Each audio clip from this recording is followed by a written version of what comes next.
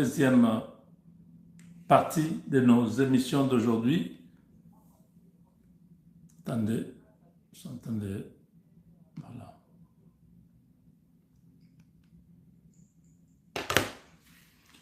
Alors, on est dans cette deuxième partie. J'étais en train de le dire. C'est depuis le Rwanda que la décision a été prise. Vous savez tous que ces derniers temps, de la même manière que nous attendons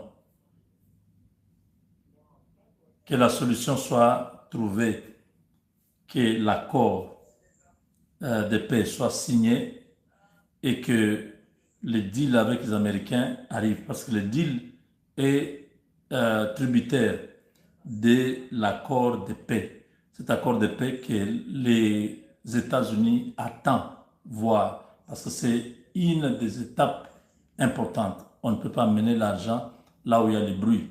On dit que l'argent a horreur du bruit, hein, comme on peut dire.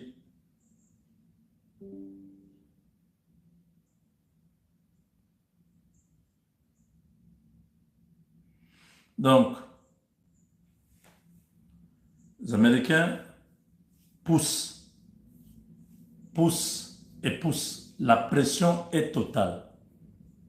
La pression qu'on est en train d'exercer sur le régime de Kigali, c'est pour que ce dernier puisse s'occuper de ses poulains. Je vous ai dit dans les missions passées que pendant la rencontre entre, d'une part, les représentants du secrétaire général de l'ONU,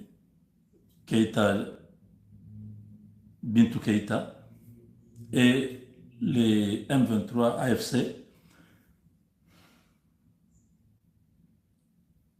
l'accent était mis sur les retraits. C'était une décision que le Conseil de sécurité avait prise et que les États-Unis veulent l'application. Les États-Unis ne reconnaissent pas M23. C'est un groupe terroriste. Ils n'ont rien à voir avec eux. Ils s'occupent du Rwanda. Et le Rwanda a été instruit par son ministre des Affaires étrangères qu'avant la signature de cet accord de paix, vos troupes, vos militaires, y compris les M23, doivent être partis. Alors, Bintou Keïta est venu expliquer.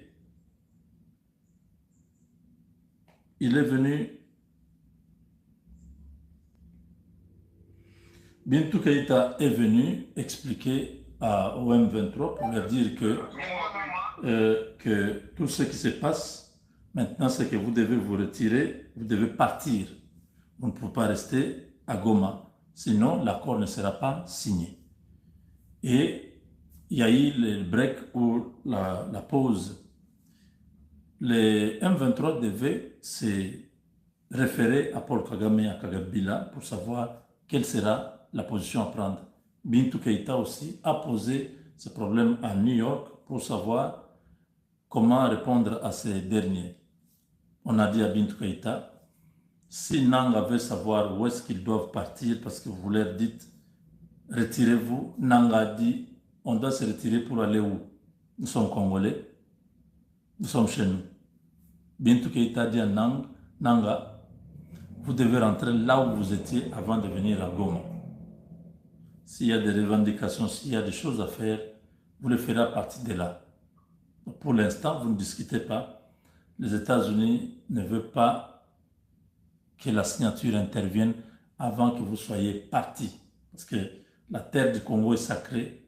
Pour l'instant, tous les minéraux qui sont dans le sol ou dans le sous-sol du Congo doivent être exploités dans des conditions requises, avec transparence, dans la légalité. Nous ne voulons pas la guerre, nous ne voulons pas prendre les minéraux de la RDC dans la guerre. Et ça a perturbé. Ils étaient tous en colère, ils ne savaient pas exactement quoi dire, quoi faire. Bintou Keïta a pris son hélicoptère, elle est partie. Maintenant, la pression américaine qui veut voir ces gens-là partir, le Rwanda a eu une idée qu'il fallait rester sur place, mais changer la stratégie. Dire à tout le monde, dire aux États-Unis que nous nous sommes retirés. Pendant qu'ils ne vont pas se retirer, ils seront toujours là. Qu'est-ce qu'ils ont fait? Donc là, sur instruction de Paul Kagame et Hippolyte Kanambe, face à la pression américaine, ils viennent d'être décidés de dissoudre le mouvement du M23 AFC en lieu et place de créer une société privée de gardiennage.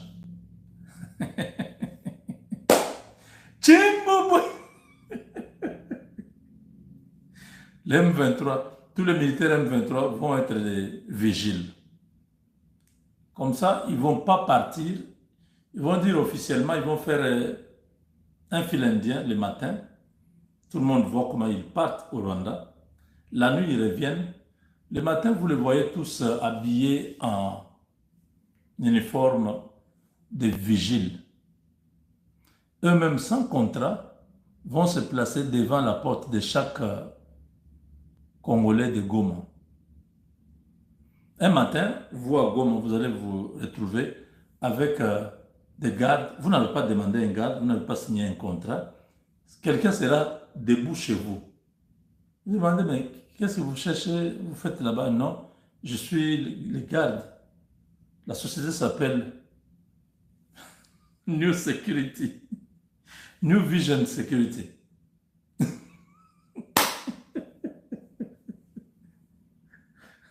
Ah, ça doit être. Mais alors, comme on dit, tout le monde est bien. Donc, maintenant, là, vous, les habitants de Goma, vous aurez droit, chacun chez lui, à un vigile que vous n'allez pas payer, qui ne va rien vous demander, mais il sera chez vous chaque matin. Mais vous ne verrez pas M23, vous ne verrez pas AFC, vous ne verrez pas Nanga. Mais ces vigiles-là seront là. C'est les militaires rwandais du M23 qui changent d'uniforme. Un matin, ils vont faire une ligne. Vous allez voir, je ne sais pas, 5 000, 10 000 militaires qui vont marcher. Vous tous, vous allez acclamer, ils sont partis. La même nuit, ils reviennent. Parce que la nuit, vous n'allez pas filmer. Vous n'allez pas le voir. Ils vont entrer avec des tenues que je vous montre ici.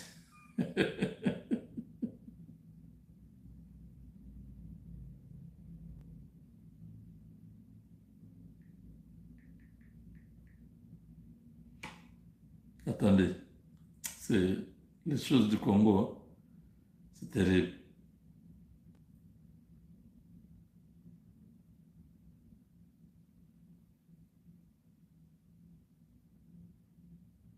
Ah. Ils vont revenir la nuit, bien habillés déjà avec cet uniforme. Voilà,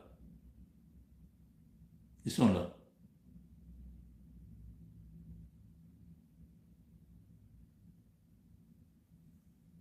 Regardez-le, ils sont là. Voilà les vigiles de Goma. Ils ont créé une société.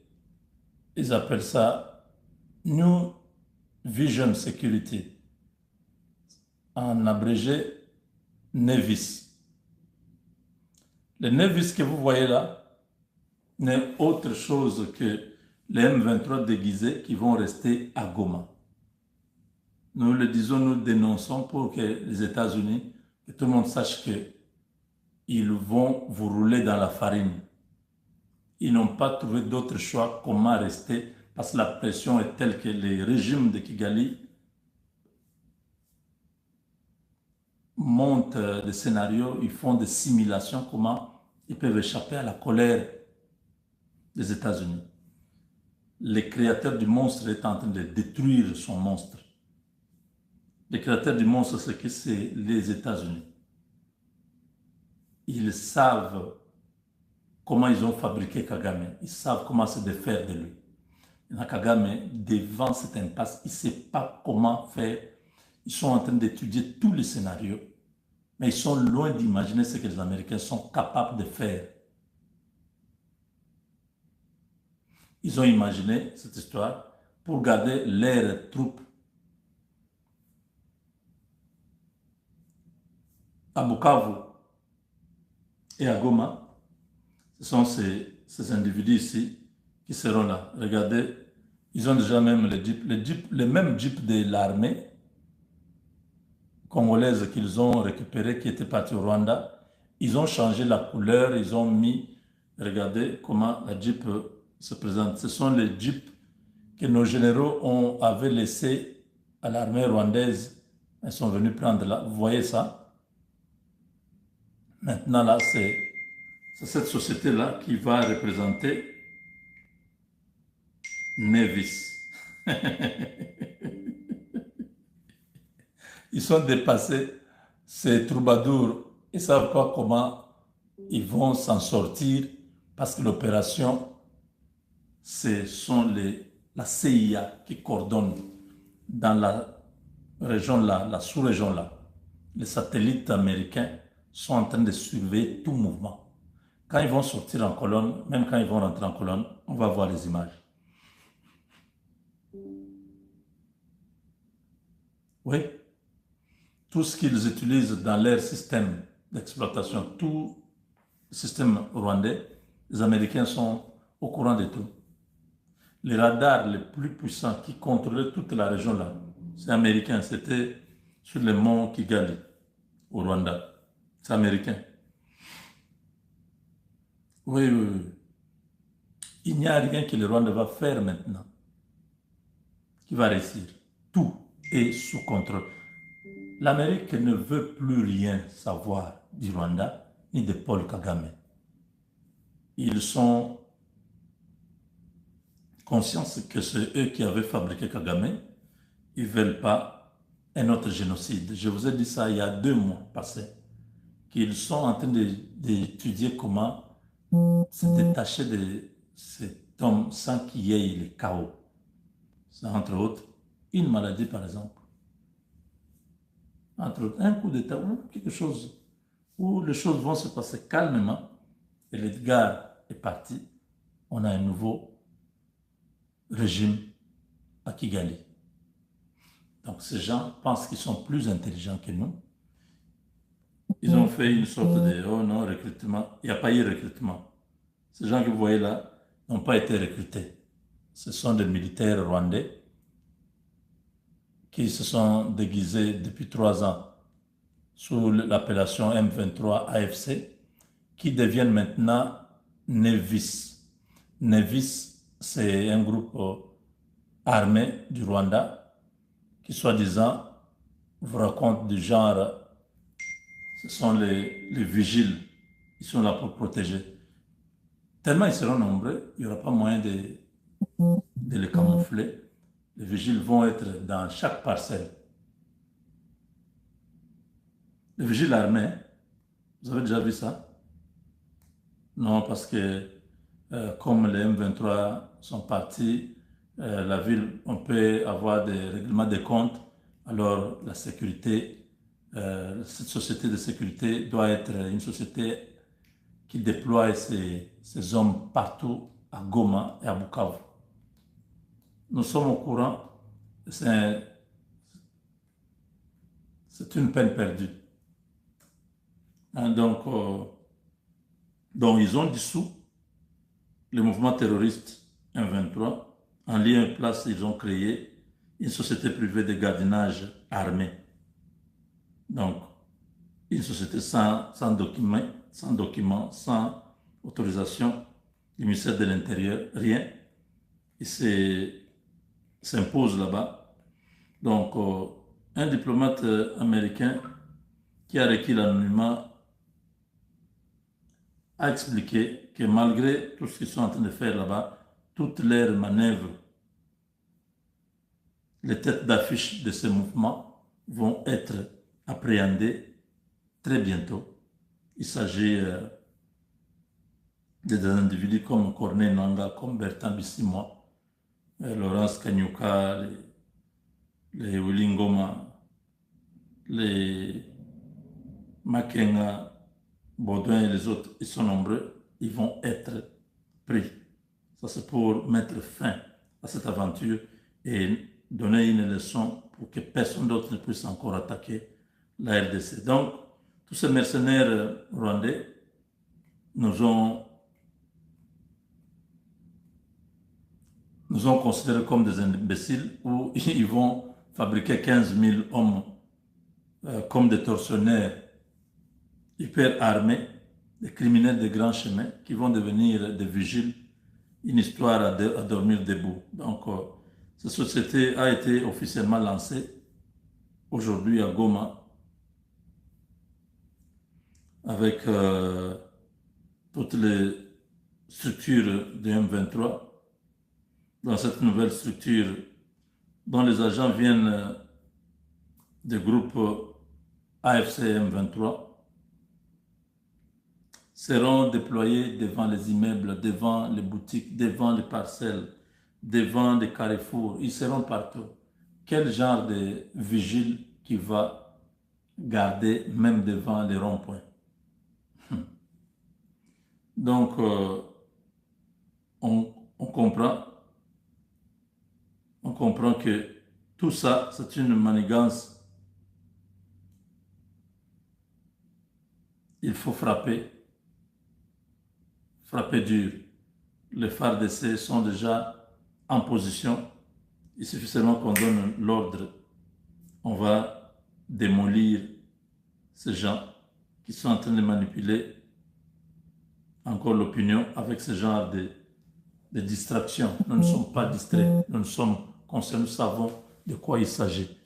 Il s'agit de la fin du règne de 30 ans de Kagame et tous ces mercenaires qui étaient venus au Congo comme les Hippolyte Kanambe et les autres. On n'a plus rien à faire avec eux. Félix Tshisekedi a donné l'opportunité aux États-Unis d'avoir accès aux minerais ou aux minéraux rares de la RDC en échange de la sécurité.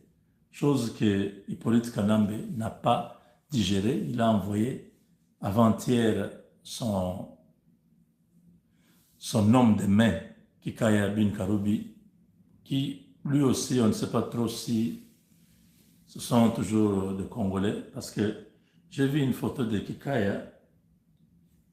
Je croyais que c'était un Douingiré.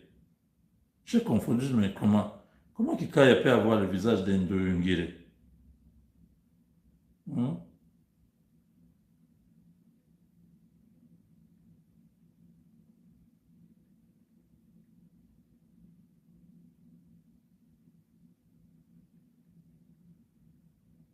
Regardez-moi ce visage ici.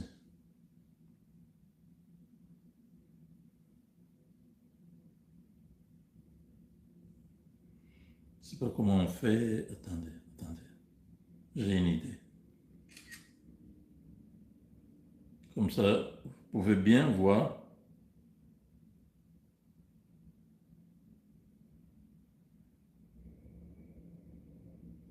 Je suis en train juste de vouloir comprendre. Est-ce que les gens peuvent se ressembler à ce point? Où est Ndoyungere? Ndoyungere.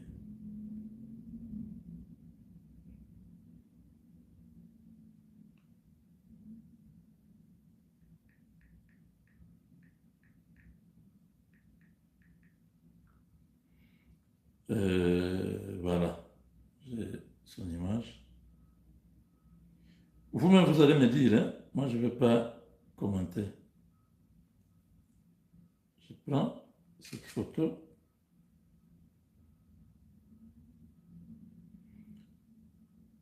Bon, peut-être les gens se ressemblent. Hein? Je ne dis pas que c'est son frère. Kikaya est congolais, n'est-ce pas? C'est notre frère congolais. De Ingere, rwandais, non? Bon. Hein?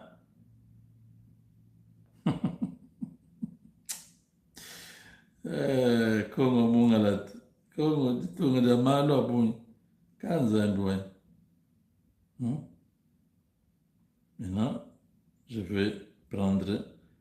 J'ai pris une photo séparée. Maintenant, j'ai une photo d'ensemble. Vous allez me dire si c'est juste une simple coïncidence. Comme on dit, les gens se ressemblent.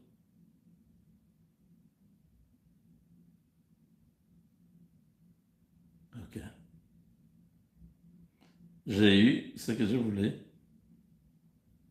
Maintenant, vous qui regardez cette émission, dites-moi, regardez-moi un peu ces deux personnes. Celui qui a l'enfant, c'est Kikaya Bin Karoubi, l'homme de Hippolyte Kanambe.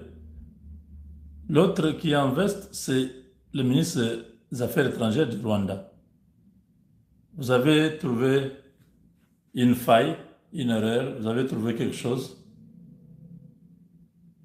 C'est aussi, j'ai trouvé la photo où Ndungere rit, comme Kikaya le fait.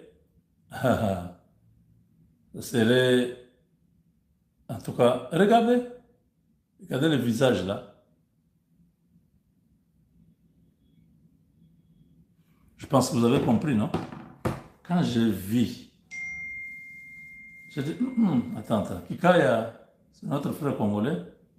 Ok. Ah, il y a beaucoup de Congolais maintenant qui peuvent ressembler facilement aux Rwandais. Ah, ça c'est curieux. Bon, je n'ai rien dit. Vous avez vu les photos, vous avez vu le visage, non?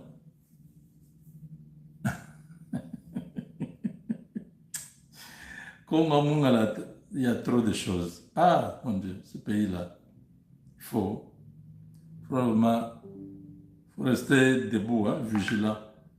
Hmm. Hey. Hmm. Je sais même pas. Donc voilà, cette société que vous avez vue, c'est une couverture pour convertir tous les combattants, tous les criminels là. Ils vont se cacher derrière cette histoire-là. Et ça ne va pas passer. On est déjà au courant, on a déjà dénoncé. Ce plan-là a échoué. Avec Dieu, nous vaincrons. Voilà. Oh là là. Attendez que je puisse mettre ça.